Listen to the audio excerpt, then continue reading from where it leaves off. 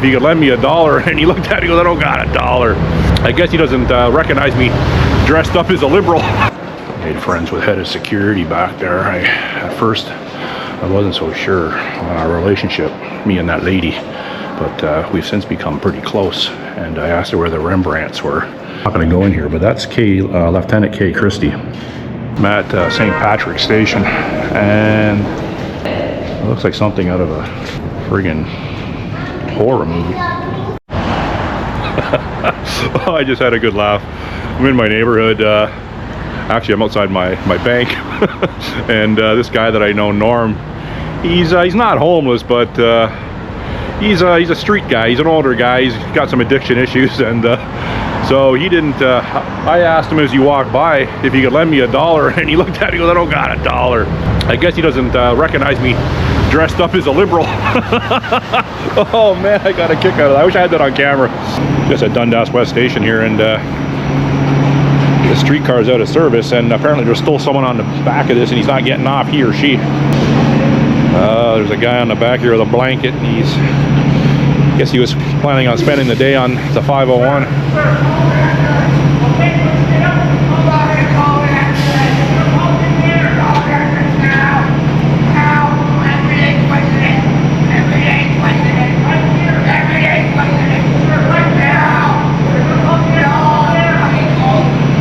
So this guy is having a mental episode. I'm gonna go on a limb and say the police will be here shortly.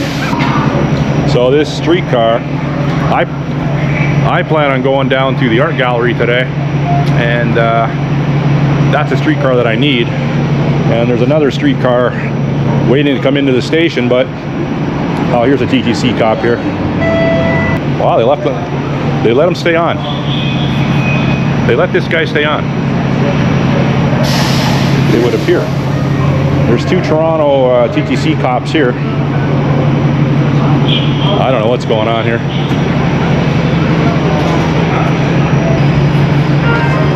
So I don't know what that's all about. Obviously, the guy on the back of that streetcar, it's out of service. The operator tried to get him off 3 times. He resisted verbally, and he's remained on the streetcar. So, and there was 2 TTC cops right here that did nothing. Yeah, this city is it's toast. Maybe the streetcar operator is just, I don't know where he's going to go, and maybe he's trying to get out of the way. I don't know, but I don't think there's any side tracks here. Doesn't look like it. Who knows? Just got off the Dundas streetcar 505. A couple times I've been on that, and it drops you off pretty much right at Beverly and Dundas, but there's the Art Gallery of Ontario, the AGO. And today I am not dressed in any sort of survival gear situation. I do have a satchel on me, and in there I do have some survival gear, of course. I have my thermos with a little robust handle on it. That's handy to have, not only for your coffee or your tea, but for a distance type device to keep people at a distance. And my selfie stick has a quick release cast aluminum receiver on it, so in the event that I have to keep someone 5 feet away, I can always use my selfie stick as well. My footwear is not geared for any sort of river or stream crossing today, so you know, it's not the smartest attire to wear down leaving the house anywhere really. But what it does, it kind of makes me blend in with my surroundings, number one, but number two, it also can be perceived as I'm an easy mark with the European carry-all. And you know, I'm not wearing anything camo, I'm not wearing anything with a Canada flag on, anything like that, so I could be perceived as someone that could be taken down easily. But anyhow, that's something that you should keep in the back of your mind as well. But the art gallery's up here, It opens at 10:30. It's 10:24 a.m. So I have a couple things to do down here today. So I thought I'd come by the art gallery because I have a season's pass or a yearly pass, and so I don't have to pay to get in today. I've already bought the yearly pass. Just got to show it in my my digital wallet. But yeah, so I don't know if I'll film in here or not. The last time I was down, I didn't film in it at all, I don't think. But we'll see. I'm 50-50 on that. Just going to stop at art, sculptures, or other forms of artistic medium, and yeah, and if I don't find something interesting, I won't stop at it.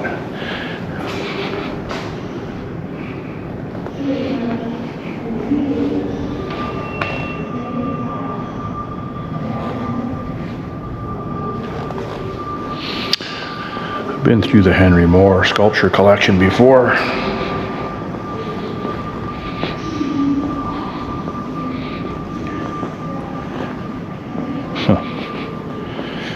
I do not remember seeing that picnic table last time I was here, but you think if I did see it, I wouldn't forget it.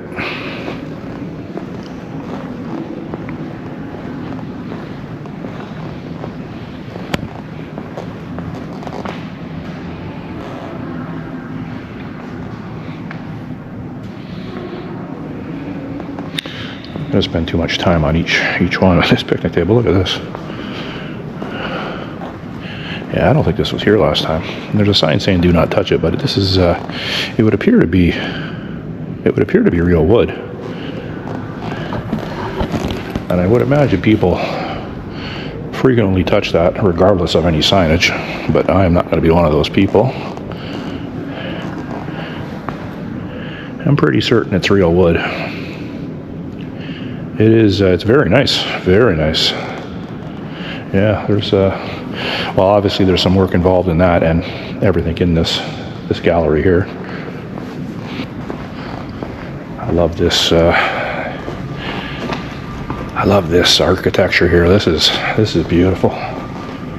Wow, I'm the only one in here today. That's crazy. That's the first time I've ever been in here by myself.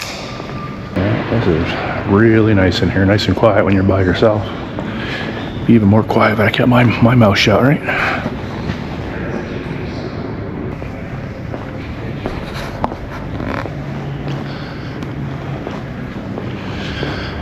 I don't believe I've ever walked right to the end of it. I think I will today. Now, all through here, through these doors here, is all the Group of 7 art, which you watch any of my videos, by far my favorite art to view. It is true Canadiana. And last week I was walking on one of my urban hikes. I was walking down Runnymede Road going north from Bloor, and someone put artwork up on the hydro poles, and it was real art. It looked like oil on canvas. But yeah, so it kind of, I even stopped and looked at those. But it's yeah, every time I'm in this neighborhood, I might as well stop in here, right? Like I said, you got the yearly pass, I might as well use it. Well, there's a kid up there, so I'll stop filming that. Let's go in and see some Group of 7. And these are, I believe, exclusively 100% all Tom Thompsons in here, which you know, you know the Group of 7, you definitely know that name. And he's actually, he's not a founding member of the Group of 7. He was, my understanding is he's an honorary member. He came in later into the picture later on. But he is a very popular member of the Group of 7. A group of 11, actually.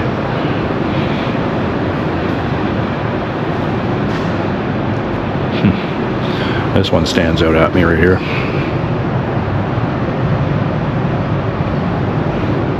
How do you imagine? Like, you look at this. What is this? You know, 12 by 12, sort of 12 by 13. And I couldn't hazard to guess what that would cost if someone were to purchase that. Would that be in the hundreds of thousands of dollars? Maybe. I don't know. But very valuable, these paintings. Very, very valuable. And a lot of these landscapes were up in the Algoma region, Algonquin, near Killarney, in the Parry Sound District. These are nice.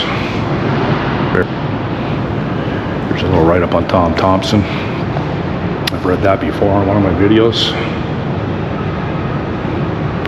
So the standard size says 8.5 by 11, but some of them are a little bit bigger than 8.5 by 11. This would be 8.5 by 11.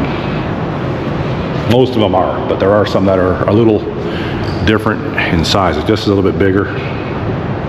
This is beautiful, this one. Yeah, they're all beautiful. I'd love to have an authentic group of 7 artwork, and if I win that lottery, or I could assure you that I will have several.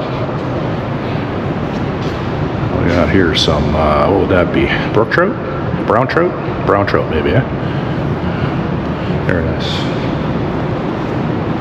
Because you got to take into account as well that when these artists were out in these remote regions back in, you know, the turn of the century, early 1900s, you know, they had to, there wasn't grocery stores kicking around, so they had to do some fishing, some hunting to survive. They had to eat. It was very rugged country. It still is to this day, let alone back then. This is the J.E.H. McDonald section. I've actually been to his final resting spot in Prospect Cemetery. I did a video on that.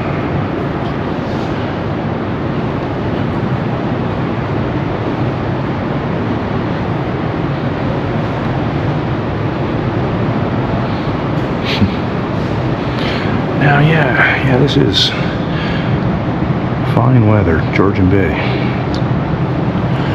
Yeah, that is nice.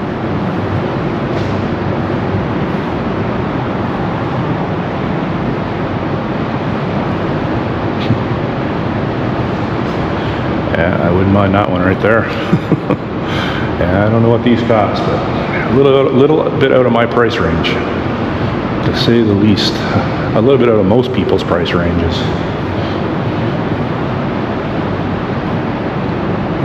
I've only seen security at the beginning of the Tom Thompson gallery. I haven't seen any security in here quite yet, or anyone else for that matter. So that's a first for me, being in here. Yeah, obviously that's probably, I don't know if that would be out in Newfoundland, maybe. More than likely out west, right? You would think. But it could be somewhere in Newfoundland, Labrador, but I don't think so. I think that's probably out west. I'm not going to spend too much time with the group of 7 today because I've gone over it many times, including the McMichael Gallery in Kleinburg, Ontario, which they have a huge display of group of 7 there as well. I'm going to try to get into different parts of the gallery today. This is quite a large painting. I guess it's William Kurlack. I guess it is. It would be, right?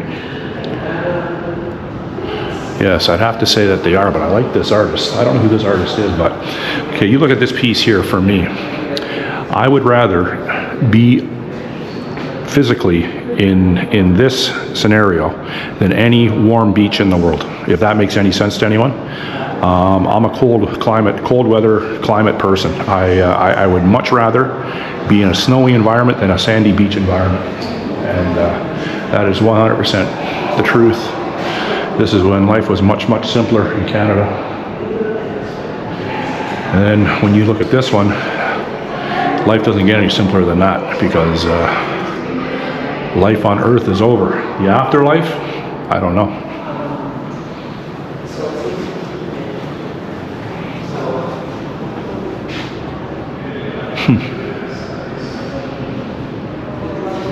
What happened here? A barn burn. A barn burn down. These people look like they're consoling each other. Like they had, they had a disastrous fire. Wow. That's kind of sad. I guess it's on the prairies, right? Got some grain elevators there. Let's just see here. Yeah, I'd be on the prairies. William Kurlack's paintings were distinctly at odds with the dominant aesthetic of his time, as represented by the abstract paintings found in Gallery 207. One theme in this gallery is the merging of idyllic scenes from Kurlik's childhood with harsh realities of life. These dual forces are at play in Ukrainian-Canadian tragedy, wow, in which he captured the starkness of land blackened after a great fire and surrounded by a field of bright snow in Home on the Range. Alberta-born Kurlik draws on the memory of children playing on the ice under a stunning prairie moon. Okay, so it's this thing here is just depicting all of the art in this room, while the form of dead tree looms over the entire scene. Kurlik's imagery may be a reflection of his struggles with depression and faith. He personally constructed the frames for these paintings and considered them integral to the artwork. Huh. He made the frames too, huh? Okay. Huh. Yeah. You know what? When I first looked at this, I didn't even notice the frame. I don't want to touch it, but yeah, that's a big piece of barn board. It would appear to be. Wow. Yeah, impressive. Just had security approach me. I wanted to make sure I wasn't using a selfie stick. They're not allowed to put your camera or your phone on a selfie stick in here. I already knew the rules, and I had explained that to her off camera. I didn't want to embarrass her. I know the rules, people, and there's a lot of them. Made friends with head of security back there. At first, I wasn't so sure on our relationship, me and that lady, but we've since become pretty close. And I asked her where the Rembrandts were, and she wouldn't stop talking. She's going, "Oh, Dewey, they're down here. If you want me to show you?" I go, "Listen," I go, "I can find it perfectly well on my own. Okay, you just stay and you guard the Giovanni Pascanis over there."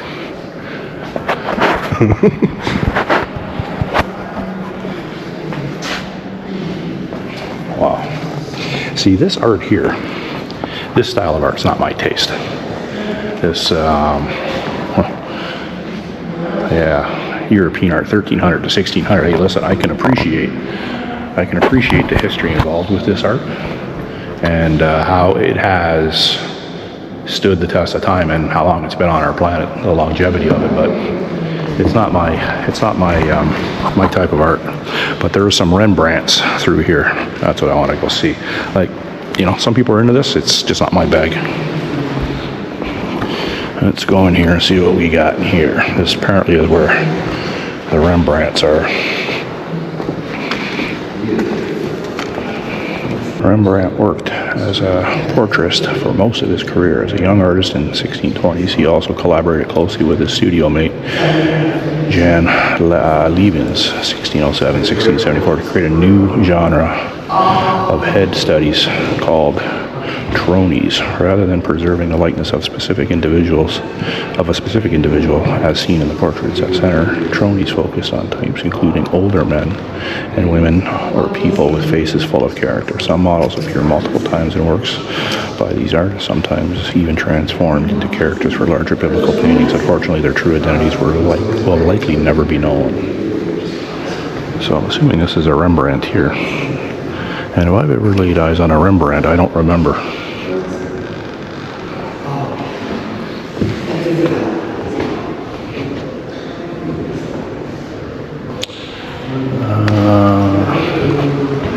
This is not a Rembrandt. This is a Rembrandt. Head of man in turban. Around 1661. This is around 1630. It's called a head of an old man in a cap. I'd have to say the names of these paintings aren't overly creative. This noble gentleman, and I think they have glass in front of them, because some poison dart frog hairdo and a septum ring might throw a can of Campbell's tomato soup on them for whatever bizarre mental health issue they have, reasoning. Little pup there, eh? He's holding a little doggy. Even 400 and 500 years ago, they liked their little lap dogs. Who doesn't? like I said, if I've ever laid my eyes on a Rembrandt before, I don't remember, but you know, I kind of like these paintings. I do. I wouldn't mind one on my wall. Meaning I would be an extremely wealthy individual. I don't know what these paintings are worth, but they're in the multi-millions of dollars, I would imagine. Why so serious? More Rembrandts here. This is not a Rembrandt, but looks like one of the Eatons donated it in 1956. And they donated others in 66, 60, 65, and 59. Yeah, so a lot of these paintings are obviously donated over the years. It's better to donate them than to put them into, a vault. You know, people can see them here, and hopefully they remain undamaged or vandalized. I don't know what's in here, but it ain't gonna pick up well on my camera anyways because it's dark. Just leaving the AGO. I did film a little in there today. My main objective today was to see some Rembrandts, and I did. I didn't spend a whole lot of time in the Group of 7 Tom Thompson Gallery area, but I've spent lots of time in that area. Predominantly, every time I come down here, that's where I've spent most of my time, 90% of it. So it was good to see a little bit more of the gallery. And like I said, I can come back anytime I want. I believe my membership expires in March of 2026. So, and they have a Paul McCartney photo exhibit coming here, I believe in January or February. But I'll be coming back for that for sure. So I'm going to walk from here. I'm going to walk over to the Royal Canadian Military Institute on University. I'm going to see if the curator I know is still working there. I want to set up a tour for me and 3 other of my friends. And hopefully this person is still working there. Just walking south on University, and Dundas is right there. And the Royal Canadian Military Institute's that nice building there, flying the Canadian flag and the Union Jack. So I'm going to pop in there quick and see if I can meet up with the curator I used to know in there. Hopefully she's still here, and see if she has a minute to say hello. Show you the cannons they have out front of this place. This place is beautiful. They built a condo above it, and they kept this facade. I think they kept it, or they made it look like this. I'm not even sure. No, they kept it. They just restored it. Laid by the Earl Grey, not the maybe the tea person. I don't know. Governor General of Canada, August 29, 1907. The Duke of, oh man, what's that? How do you pronounce that? Governor General of Canada, Connaught? I don't know. Laid by His Excellency the Right Honorable David Johnston, Governor General of Canada, 2012. And these cannons are kind of cool.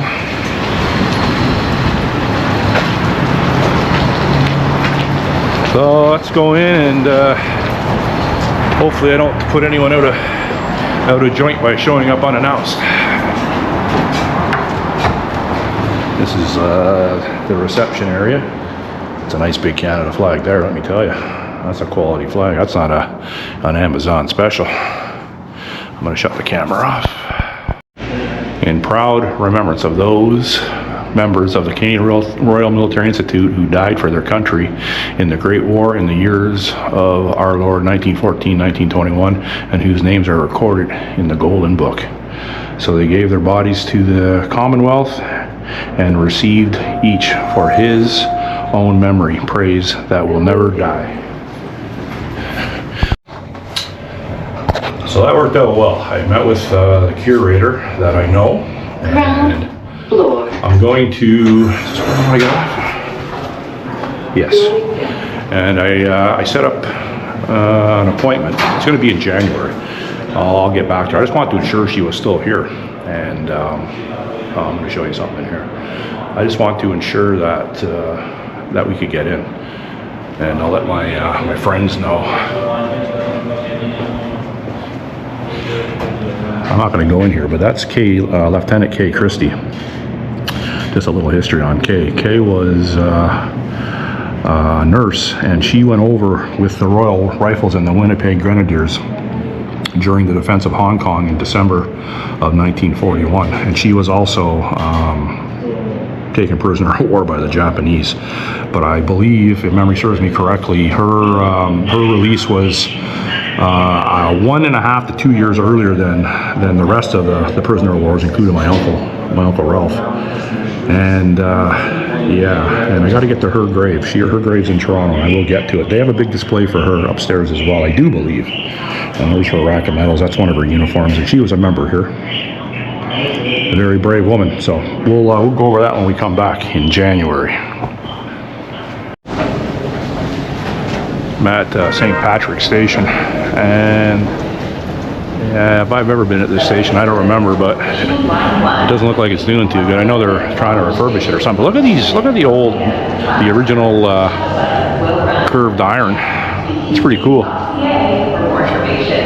It looks like something out of a friggin' horror movie.